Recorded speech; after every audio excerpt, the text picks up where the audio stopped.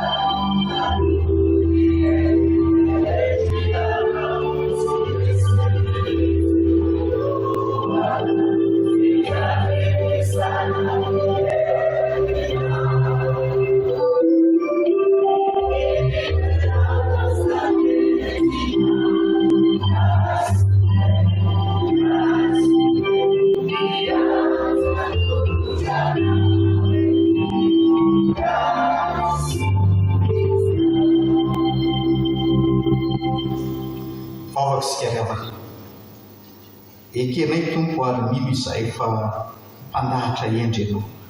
Ianao no mpanao izao rehetra izao ary ianao no mandrindra sy mandamina ny fiainanay tsirairay avy. Ary ny zara sy tendry izay ataonao dia ekenay fa tsara sy mahasoa izany. Izany no fideranay ianao Andriamanitra satria fantatray fa malala ny hevitra hiveranay Andriamanitra ary hevitra mahatonga fiadanana fa tsy loza.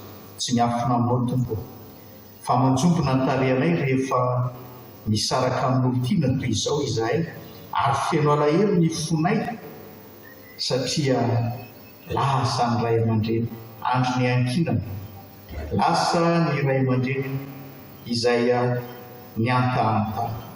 Koa mangataka aminao izay ampahirezo re ny fon'ny azony manjo, esory ao anatiny ny fahakiviana sy ny mpamoizam-po, fa aoka hitoetra ao amin'ny fianakaviana kosa ny fiadananao.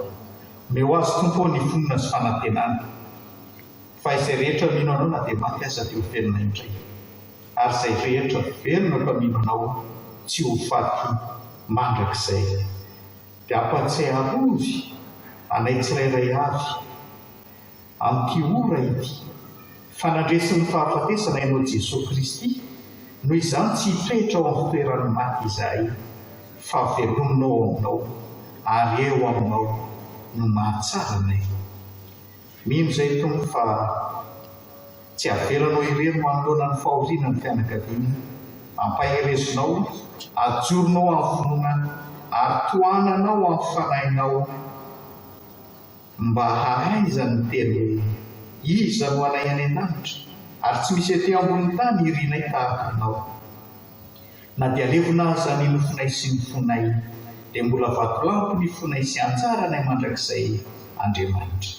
Ankehitriny ary tompo, ampahazavao amin'ny fanahinao izay handraisanay ny teninao. Amin'ny anaran'i Jesosy Kristy tompo tianay. Amen. Aoka hipetraka isika ny havana. Ny hira fahavalo sy efajato ny andimy voalohany sy fahatelo no ataontsika dia hitsangana ny diakonina hivavaka sy hamaky ny soratra masina.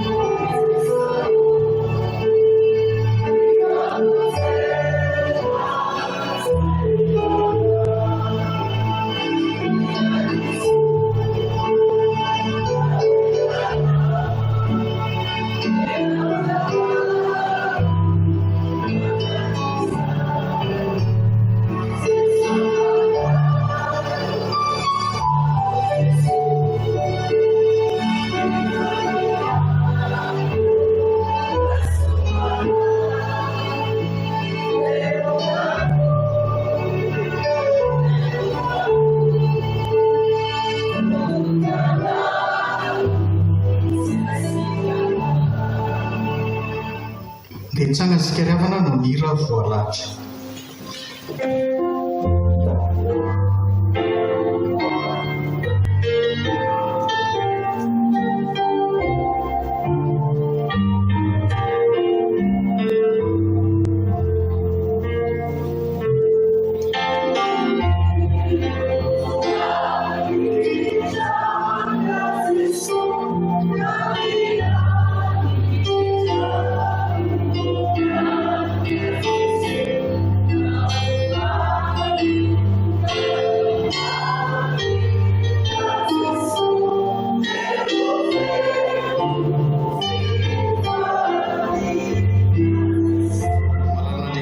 Sady voantsony masina ho aminao leriavana ny fahasoavana sy ny fiadanana avy amin'Andriamanitra iray sy Jesosy Kristy Tompo.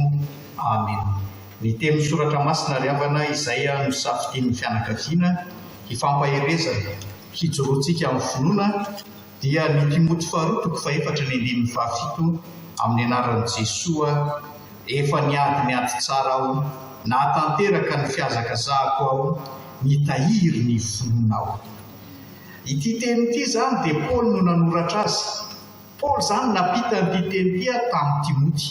Paul zany dia samilaza ampaibe maso rentanitra fa izy dia tsy mivadika tamin'Andriamanitra na inona dona teo amin'ny fiainany na inona ary namela hafatra mamy zany izy ho an'ny Timoty eto amin'ity teny ity hoe or Timoty mafy be midona amin'ity fivavahana ity fa enjehan'ny olona ianao ediavan'ny olona ianao ary miomana fa isan'andro dia tsy avelany olona hitraka amin'ny finoanan'Andriamanitra ianao ka mijoroa tahaka ahy fa za samy tena ankehitriny efa niady tsara aho nahatanteraka amin'ny fiazakazahako aho mitahiry ny finoana aho.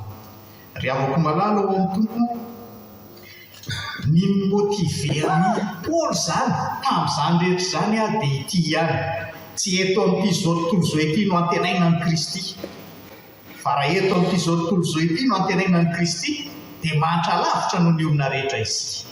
Tsy ny fiadana amin'ny Paul eto amin'ity zao tontolo zao ity no ny matomatesany tamin'ny nampony an'Andriamanitra fa ny fantany dia izao ilay andinin'ny fahavalony vakina tamintsika teo manomana saro-boninahitra ny fahamarinana ho azy ilay Jesosy Kristy izay tokoiny, ilay Andriamanitra izay tsy mahafoy azy. Ary zany ry havana no antony fivavahana kristiana. Tsisy ambonin'izany. Zany no antony fivavahana kristiana. Ny ambonin'izany zany dia tsy fivavahana kristiana marina izany. Noho izany mba hahatonga antsika ihany koa hanana finoana tahaka amin'ny Paul, hahatonga antsika hanana fanantenana fahoriana ny fahafatesana dia omena saro-boninahitra ny fahamarinana ianao izay saro-boninahitra ny fiainana io. Raha ny lazain'ny soratra masina dia ireto misy afatra telo ampitaina aminao ho azonao zany manomboka ity anio ity raha manaraka izao afatra izao ianao: mandehana miadia hatramin'ny farany. Miadia hatramin'ny farany. Miady isan'andro ny kristianina ry havana. Miady amin'ny tafika ataon'ny Satana mamely azy izy.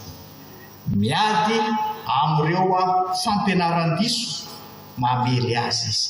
Miady amin'ireo teny ataony manodidina manao hoe aizy Andriamanitra reo, ahoanareo samy mivavaka ihany tsika, zay zao velona, ianareo maty samy mivavaka ihany tsika, zay manao fifaliana zao, ianareo donam-pahoriana, faizany Andriamanitra reo. Zany ilay ady hatrehana. Manoloana n'izany ady hatrehana zany no hijeren'Andriamanitra ny finoantsika, hijeren'Andriamanitra ny fatokitsika an'Andriamanitra moa matoky hatramin'ny fahafatesana vaisika. Jesosy zany dia miteny an'izany hoe aoka ho matoky hatramin'ny fahafatesana ianao dia omeko anao ny satroboninahitra fiainana. Manoloana ny reny rehetrarehetra ry havana dia mandiny tena isika, mbola mijanona ho mpivavaka avy ao sa efa niala ny fiangonanao, mbola mijanona tamin'ny zara fanompoana nomen'Andriamanitra avy ao sa no ireny teniny hafa ireny, mety ho paster io, mety ho dekona io, mety ho bro-piangonana io, mety ho mpiara mivavaka aminao io, dia hoy ianao manao hoe okizay be zay vitako izay anjaranareo sisa. ampiny. Eto ry avako malala amin'ny tompo miady hatramin'ny farany. Tsy manaiky resiny reny izay manafitohina anao hiala amin'ny fivavahany reny. Tsy manaiky ho resiny reny tsaratsara ny fivavahana izay ataonao ho tsy mahavoky, tsy mahomby ilay Andriamanitra izay ivavahanao, kanefa dia Andriamanitra tsy toa, be hery ary mahavita ny zavatra rehetra. Kanefa ianao tsy mahavita na inona na inona. Paoly zany eto dia manome modely. Modely meny Paoly zany dia tahaka izao eto ny hoe Ôry Timothée za le hitanao ny voainy anjely naniraka anjely Andriamanitra namono gadra, zao izy tsy naniraka. Za le hitanao nanangana ny maty, satria nisy fotoany Paoly ny toriteny dia lava loatra ny toriteniny, dia nianjera ilay tovolahy teny amin'ny 3e étage dia maty, fa natsanga amin'ny Paoly tamin'ny maty. Za le hitanao tahaka izany dia mampiomana anao tsisy anjely tonga eto. Ary rehefa maty tsy mitohy ny lohako, satria nitapahana ny tendany, tsy mitohy ny lohako fa maty aho. Fa zao no manina ho any sarom-poninahitra ny fiainana. Noho izany zany tsy anjely manafaka ny ivavahana, tsy hoe tsy mety tapaka ny tendantsika na hoe tsy mety maty isika ny ivavahana eto amin'ity tany ity, fa ny ivavahana dia izao manomana fiainana mandrakizay ho anao Andriamanitra, manomana sarom-poninahitra fiainana ho anao Andriamanitra, ary io omeny amin'ny fahamarinana io. Io zany tsy tonga amin'ilay hoe fahasoavana intsony, fa io omeny amin'ny fahamarinana io. Dia eo mihitsy ry havana no hitomana antsika zany. Rehefa miteny Paoly eto hoe miady tsara, dia izao ny zavatra tiany Paoly ampitaina ao anatiny. Rehefa jerena zany ny teny Grika amin'io dia vita mariazy tsy misaraka. Zany ilay hoe miady tsara, vita mariazy tsy mitsaraka. Zany hoe zany mahatsapa ny olona iray fa tsy afa-miala amin'ny fivavahana sy ny fiarahana amin'Andriamanitra izy eo amin'ny fiainana. Dia io zany ilay amporisihana antsika io rehefa mba tonga reny andro alahady, dia mba io zany hoe miady tsara mivoaka mpandresy venao saresy. Rehefa tonga ny fiantson'ny fiangonana anao, izay fiangonana zany entre guillemets fa Andriamanitra miantso anao hivavaka zany, Andriamanitra miantso anao amin'ny asa aman-draharaha zany miady tsara venao, satria mifanohitra zany le izy amin'ny fotoan'androny ny hoe ity ny vola ny asa aman-draharaha, ity ilay etson'ny tompo hivavaka. Rehefa alahady tsara be ny tsena, rehefa alahady misy fitsangatsanganana mahafinaritra, rehefa alahady dia mivoaka amin'ny fianakaviana, ary rehefa alahady mivavaka amin'Andriamanitra. Iza le mahamaika miady tsara ianao amin'izany rehetra zany, hivoaka mpandresy va ianao sa ho resy ianao. Ny faharoa ry havana, ilay hoe miazaka za hatramin'ny farany, miazaka za hatramin'ny farany. Rehefa jerena ny teny Grika dia zao no tiany Paoly ho tenenina ao anatin'io: vitako hatramin'ny farany miazakazaka, vitako hatramin'ny farany miazakazaka. Kristianina ry havana, dia kristianina koa ianao, hatramin'ny fahafatesana dia miazakazaka isika. Hatreo amin'ny fahafatesantsika zany dia miazakazaka isika. Ary ilay azakazaka izay tenenina zany eto, izay tenenin'ny Paoly eto zany, dia tsy hafa akory fa ny fitehirizan'ny olona iray manaraka ny sitrapon'Andriamanitra. Zany ilay azakazaka teneniny eto. Ary eto zany isika izay manatrika ity fotoana ity dia ampitana an'izany afatra ny tenin'Andriamanitra zany. Tsy izay rehetra mivavaka akory no mahavita ny azakazaka, ary tsy izay rehetra maty akory no mahavita ny azakazaka, fa ny atao hoe mahavita ny azakazaka eto amin'ity teny ity dia izay rehetra nanao ny sitrapon'Andriamanitra tamin'ny fotoana ny fahavelomany. Dia Paoly zany sary teny fa vitako hatramin'ny faran'ilay azakazaka. Raha tsonona zany dia hoe tsy nanota mihitsy aho, ary niezaka tsy nanota aho teo amin'ny fivavahana izay natoko. Teo amin'ny androm-piainako dia niezaka aho ary nanota azaho, dia nifola tamin'Andriamanitra aho ka nibebaka taminy, dia niverina tamin'Andriamanitra ka nomerako izay ratsy rehetra vitako, ary izay nasainy teny eto. Rehefa mamaky ny Tesalonianina voalohany toko 2 isika dia samy Paoly ny teny manao hoe teo anatrehanareo dia marina tsy misy tsiny ny fitondram-piainanay. Iza zany ny samy teny an'izany?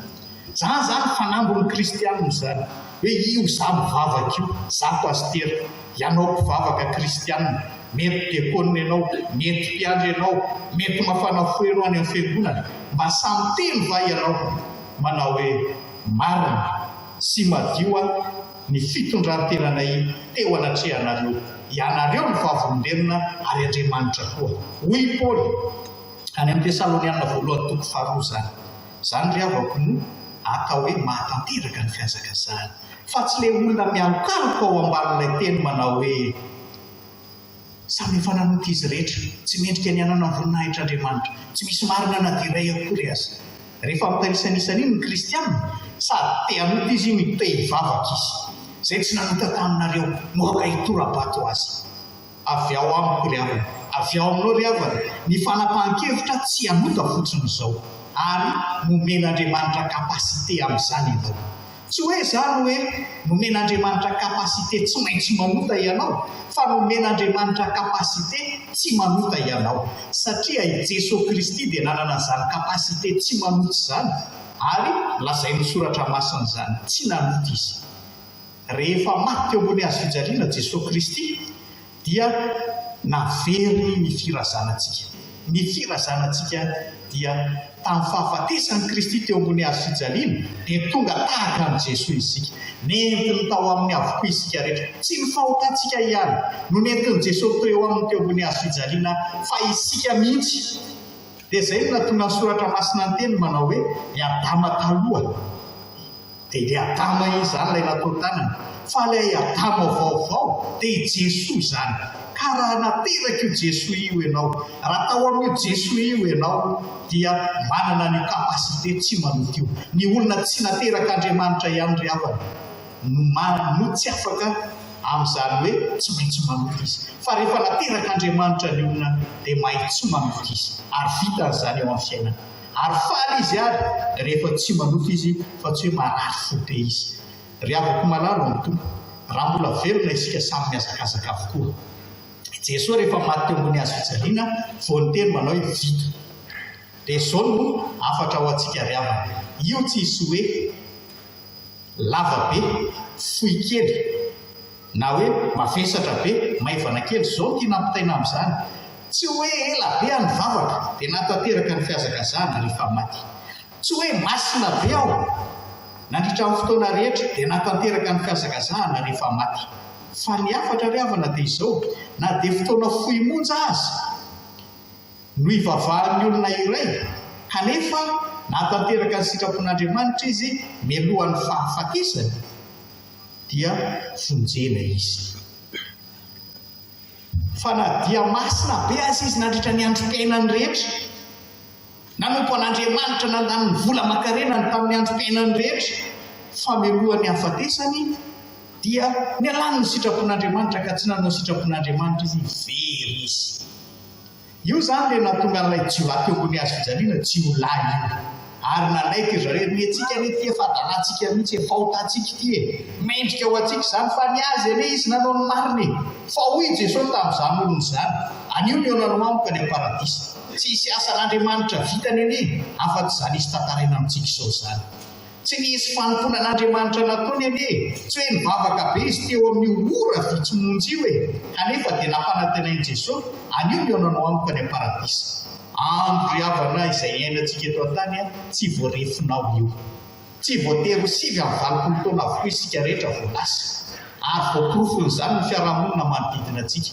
Fotoana izany anio hanapahantsika hevitra ny ho amin'izany. Dia izao misy tantara anankiray, nisy olona iray mba sambany izany miditra ny fiangonana, dia izao ny torotenin'ilay pastera, le niteneniko teo izany ny torotenin'ilay pastera, ny hoe ny fahotan'ny marina dia tsy mahavery azy be amin'ny andro anontany, any amin'ny Ezekiely izany, ary ny fahamarinan'ny marina dia tsy mahavonjy azy be amin'ny andro anontany. Izany hoe zany ny tenen'ilay pastera ny hoe rehefa amin'ny farany alohan'ny faty ianao dia jeren'Andriamanitra ny fatokinao an'Andriamanitra sy ny finoanao, ka rehefa oke zany dia misokatra ny lanitra hidiranao. Zany ilay tenen'ilay pastera. Na eno an'indra namana satria izy mbola jeune kely, dia izao no nataony ohatra ny lasa loatra. Aleo rangahy miandriandry antitrantotra, aleo rangahy miandriandry ho efa maraly, izay vao hivavaka fa aloha irevy, aloha hanao fiainana eto amin'izao tontolo izao ity satria mandalo izao tontolo izao ity. Fanarary tampoka izy. Izy zany misotro, mifoka, sy ny sisa, mirevy arak'ilay tena manao fiainana rehetrarehetra. Dia rehefa narary izy dia natsony namany. Hoe mba hatsovy rangahy ilay bandy akama rehetrarehetra mba ho tonga aty fa tena ohatrany ho lasa. Dia izao rehefa maty dia ampitondray botakely. Zany ny afatra nataony. Na ino an'iny ny ekipa rehetra, ndosa lava marary ilay omby izy ihany. Dia rehefa tonga tany dia izao ny zava-nisy. Rehefa hita an'ilay namany dia manana ohatrany hoe mot de passe-njareo angamba ilay miteny ratsy.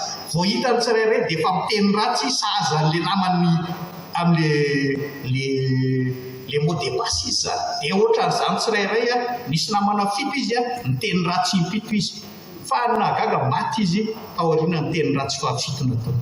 Ary eo no ampitaina amintsika ry havana. Zao ry havako malala amin'ny tompo izay mahazatra anao mandritra ny fahavelomanao no ataonao rehefa mialaina ianao. Nahita olona ny alaina be dia be, nanatrika olona ny alaina be dia be aho, fa izay nazatra azy nandrihitra ny androm-piainany no ataony rehefa hialaina izy. Raha zatra mivavaka izy fa mivavaka io olona io mialohan'ny ho faty izy. Raha zatra miteny ratsy olona io miteny ratsy olona io alohan'ny ho faty izy. Ry havako malala amin'ny tompo, samy miazakazaka isika. Andao tanterahana ny fiazakazahana mba sahiteny ny fianakaviana rehefa lasa aho. Mety ho lasa koa ianao manao hoe natanteraka ny fiazakazahako. Fa ny farany ry havana dia ilay hoe finoana. Minoa hatramin'ny farany. Minoa hatramin'ny farany. Paoly zany dia tsy nanary toko mihitsy, tsy nanary fanantenana mihitsy, fa na dia atao tsy namonjy azy Andriamanitra tao amin'ny fahoriany rehetra. Tsika ve dia eritreritra manao hoe dia Paoly kosa mety tsy mivavaka mihitsy hoe aidino ny anjely Andriamanitra mba navitra ohatran'efa nataonao taloha. Za tsy mino zany. Ohatra ny fiainantsika izao, tsika voadona mivady kely efa maika mihitsy Andriamanitra ho voadona. Misy problema kely tsika fa Andriamanitra inona ity. Dia Paoly ve migadra ary efa fantany fa ho faty izy. Ho tapahana alohany efa fantany anie zany. Teneniny tao amin'ilay soratra masina teo zany hoe fa izaho efa tolotra sady ary efa miakaiky ny andro fiainana. Efa fantany anie zany fa ho ataon'ireo fahavalon'ireo mahita izy. Dia mety tsy mivavaka ve izy fa dia hiteny amin'Andriamanitra aminao ireo tompo aombay ilay fahavalo ataovy ataony mahita. Tsia! Fanangataka tamin'Andriamanitra izy. Kanefa ny valom-bavaka azy no dia hoe Paoly maty ianao. Paoly tsy afaka ho amponjy ianao. Fa i Paoly manoloana izany rehetra izany dia nitahiry ny finoana. Nantenainy fa na dia ambadiky ny fahafatesany azy afaka manome satro-boninahitra azy ilay Andriamanitra izay ivavahany. Ka tsy ny fahareseny na ny fandreseny eto amin'ity tany ity, tsy izay fetraketraky ny fahavalony mahavita izay ataony aminy no fahareseny, fa izy matahiry ny finoana.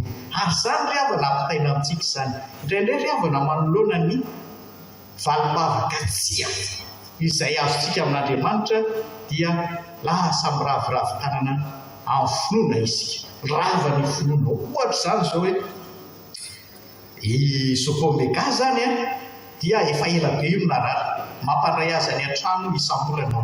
Efa fantatro zany ny fotoana lava be mampandray azy. Dia mivavaka ny fianakaviana.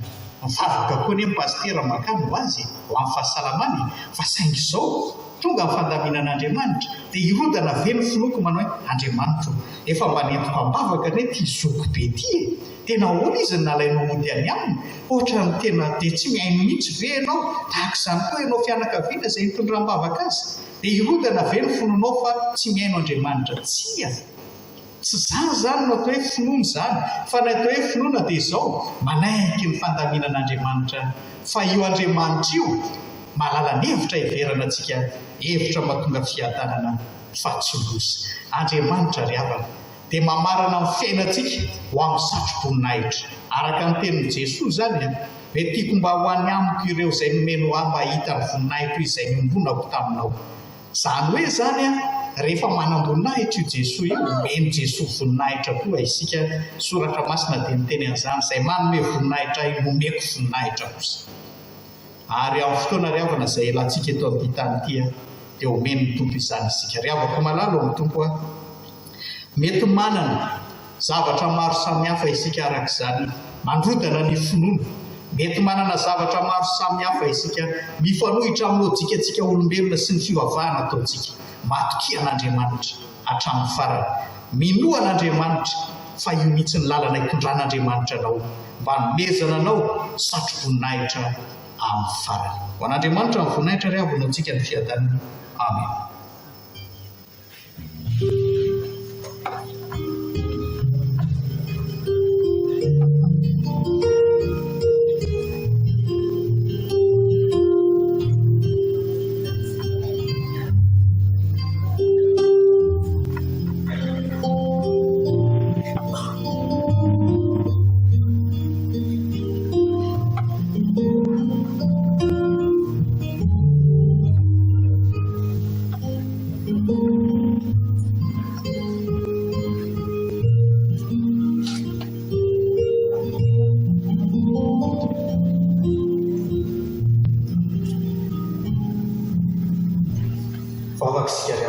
Sotra tompony amin'ny teninao mampahery anay. Matetika tokoa mantsy rehefa mifanohitra amin'izay sainay sy ny lojikanay olombelona ny zavatra mitranga.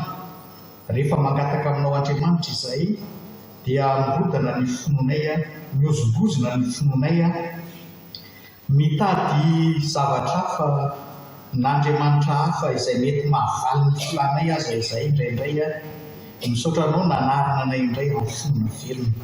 Fa ny fahafatesana tokoa anie dia lalana hiampitanay ao aminao Andriamanitra. Ny fahafatesana anie no tombony ho anay satria aty amin'izao tontolo izao no misy fahoriana kanefa ianao efa nandresy izao tontolo izao ary miada-pinaritra. Dia tahaka izany koa izay ry tompo, aty amin'izao tontolo izao no ahitanay fahoriana fa rehefa miala eto izay dia miada-pinaritra eo akaikinao.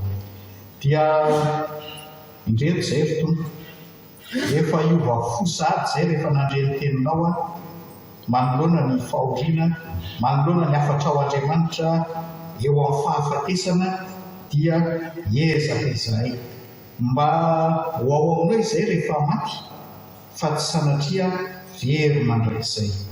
Izay inonay fa ataonao ammpanomponao ny fanomezana satroboninahitra ho azy ary antenainay ry tompo fa izay rehetra koa raha tonga amin'ny fotoana hiatrehanao ny fahafatesana dia ho raisinao any aminao izahay rehetra. Ry Rainay izay mian-danitra amin'ny finoana sy ny fanantenana ny fitsanganan'ny tena maty dia manatona anao izahay, na dia torotoro aza ny fonay, na dia mitanondrika aza ny lohanay, eny mirotsaka ny ranomasonay dia mino izahay fa ianao no mahay mampionona anay. Ary inonay koa fa namaizina aza ny andronay ankehitriny no ny fahoriana izay mitona dia ampamira piratona eo aminay kosa ny tara-pahazavana ny tavanao. Izany tompo ny tomponay, izany ny fanantenanay, fantatray mantsy fa tianay ka na dia ory azy izahay hainao no mampifaly anay mandrakariva satria ny hafalianao no mitoetra, ny fahoriana dia mandaly amin'izany. Koa mitoera ty anatinay Jesosy ary omeo anay ny fiadananao. Entinay ambavaka Jesosy ny fianakaviana, omenao ny tena fiononana tanteraka ary ny adidy izay atao ampanomponao dia ianao no hitantana ny dia any amin'ny toerana izay ametrahana ny nofo mangatsika. Ary indrindra tompo arovy izay amin'ilay ratsy. Aza vela hiantehitra amin'izay tsy mahavonjy izahay fa hiantehitra amin'ny herinao lehibe sy mahagaga kosa satria rehefa ankinay amin'ny lalanay dia mahatoky izay fa ataonao tanteraka izany. Dia entinonay vavakay mianaran'i Jesosy tompo izay nampianatra anay hivavaka manao hoe Rainay izay mian-danitra, ho amasinina anie ny anaranao, ho tonga anie ny fanjakanao, atao anie ny sitraponao ety an-tany tahaka ny mian-danitra. Meo areniny hanana sasa ao aminay ary mamelany eroka io tahaka namelanay izay miheloka taminay ary izay mitondranay ao amin'ny fakapanahy manafana ny ratsy. Fanao fanjakana sy hery ary ny voninahitra mandrakizay. Amen. Tonga eo amin'ny fotoana ry havana izay andraisan'ny fianakaviana fitenena antsika dia angatantsika ny sotena fianakaviana mba hiakatra eto aminao.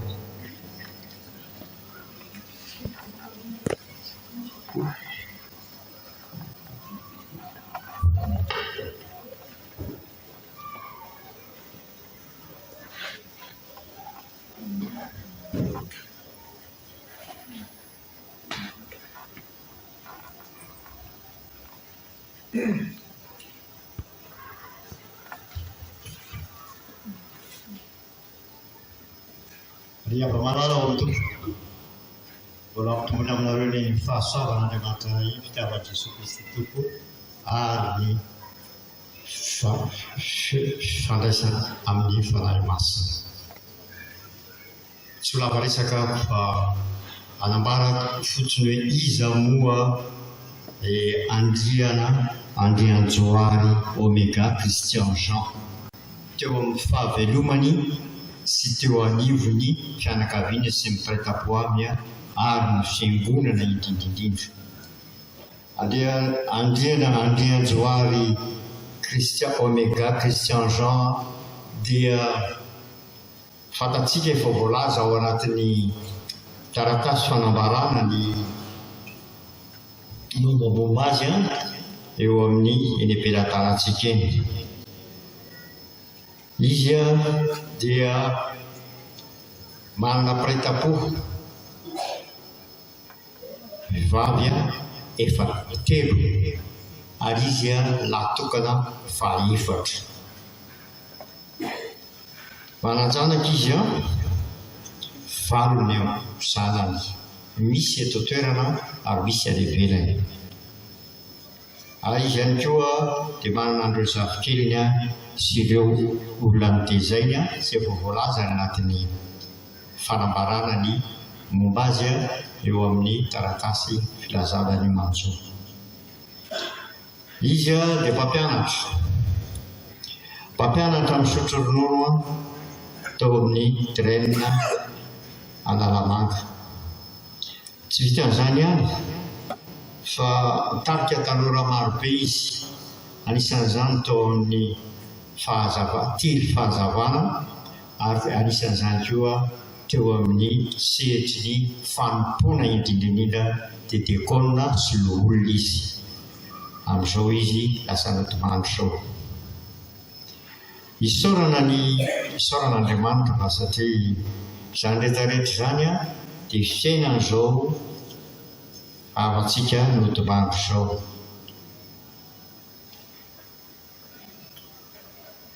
Inona koa no tokony ambara momba azy? Izy dia mpanabe teo amin'ny fiainany, ary nandritran'izany fiainany fanabeazana izany dia tsy nataony ambanin-javatra mihitsy ny teto amin'ny tranon'Andriamanitra nanabehan'ireo zanaka sy ireo ankizy izay mila an'izany sy nitady an'izany amin'izao andro sarotra izao. Tsy vitan'izany ihany fa ireo ankonany dia nisitraka an'izany fanabeazana izany ihany koa, ary dia tena akasitrahana ny lalana nombany fa satria dia tena mitombina koa ny teniny atao hoe efa niady tsara aho na tanteraka ny fiazakazako aho, nitahiry ny finoanako. Izany rehetrarehetra izany dia tena anambarana amintsika fa tsy olokolompona izao lehilahy notomandry izao, fa tao anatin'izany izy dia nanana ny mari-boninahitra izay entina tokoa anamarihana an'izany fitondran-tena sy izany fanabeazam-pirenena izany izay nilain'ny vahoaka tokoa sy nilain'ireo ankonany ary nilain'ny mpiara-monina aminy. Inona koa mbola ambarako mikasika azy tokoa dia omem-boninahitra izy amin'ny fijoroan'ireo iraky ny manam-pahefana, hanome voninahitra azy amin'ny alalan'ny fitsofana izany mozika izany mba ho voninahitra hanomezana azy izany voninahitra izany. Ka dia rehefa miala eto isika tompoko dia miatrika ny tafika izay vonina anatanteraka izany atsy ambadika azy. Ato ambadiky ny trano fiangonana ato izany. Manarak'izay dia ny filazako ny hoe aizabo ny lalana andehanana rehefa avy eo andehanantsika andeha ametraka azy any amin'ny toerana izay iandrasany ny fitsanganany tena maty. Raha miala teo amin'ny fiangonana antsika dia mahazo 67 hectara.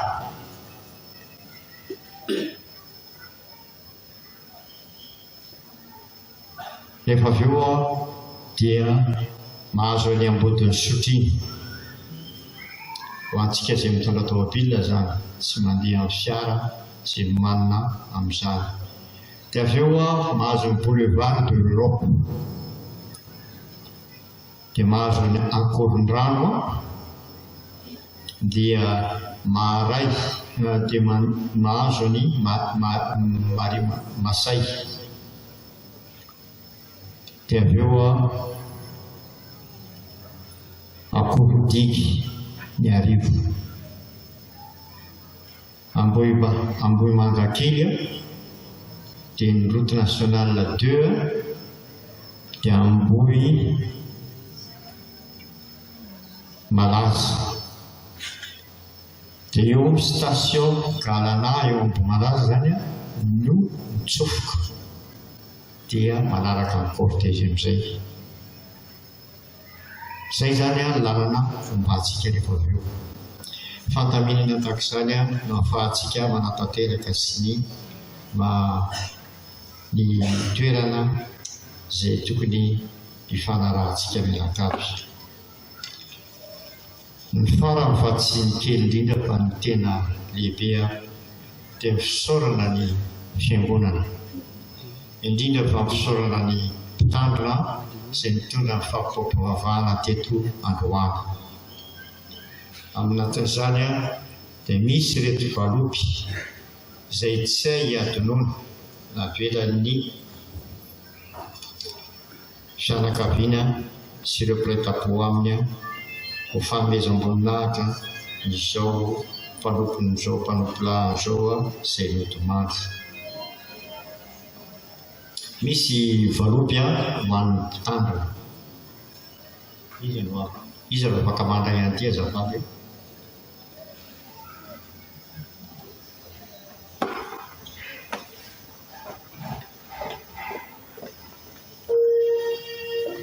Mpitandrina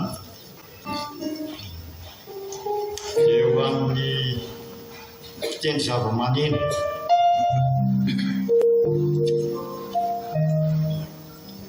ho an'ny diakona sy olona, ho an'ny mpanadio fiangonana, ary farany tsy nikelina fa fararakitra nataon'ny fianakaviana sy ny mpiray-tampo aminy avy amin'ny alalan'ny tompolahy.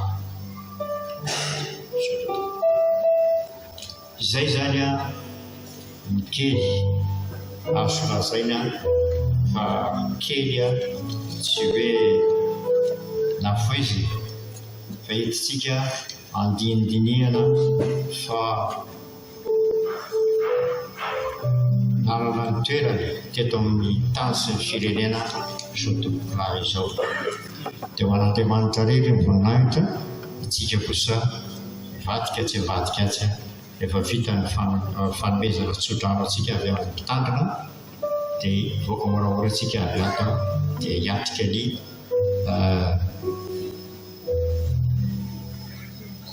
fanomezam-boninahitra azy farany ataon'ny fanjakana.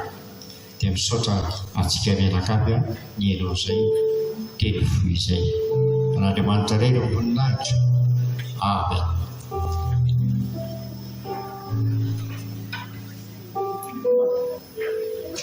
Marina ny fotoana izany isika riavana, ary rehefa tapitra ny fampam-pavahana dia araka ny fandaminana ataon'ny fianakaviana teo no hivoahantsika ny trano fiangonana. Andeha hitsangana isika riavana, hanao ny hira efa voalahatra. Oh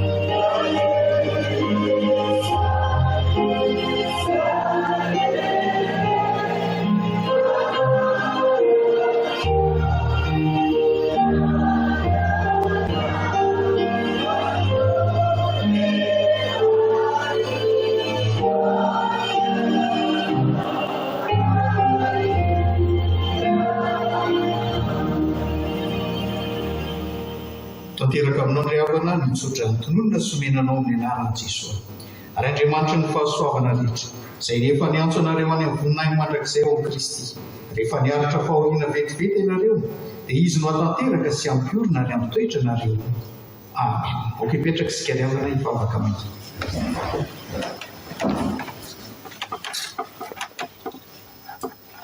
Ho an'Andriamanitra irery ny voninahitra amin'ny anarany Ray sy ny Zanaka ary ny fanahy masina.